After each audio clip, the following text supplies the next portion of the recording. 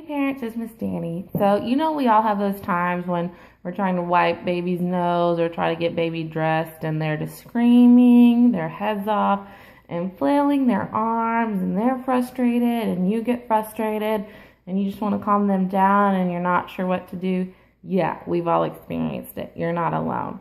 So, one way to help calm them down is to use music. They'll really respond to you and it'll become a more enjoyable experience. So one way you can do that is when you grab the tissue and go towards baby's face, you can sing a song like, I'm gonna wipe baby's nose, baby's nose, baby's nose. I'm gonna wipe baby's nose early in the morning.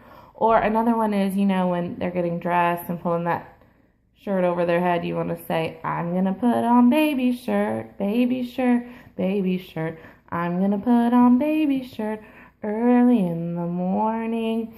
It becomes a more enjoyable experience for you as the parent and also as the child, and they have something else to focus on and it calms and relaxes them. You can use any music, any song, any tune, change the words, take out baby, put in baby's name, say evening, afternoon, whatever you want, but babies really seem to enjoy it. I've done it many times and it works so well. So I hope you give it a try, and I know it's going to work for you.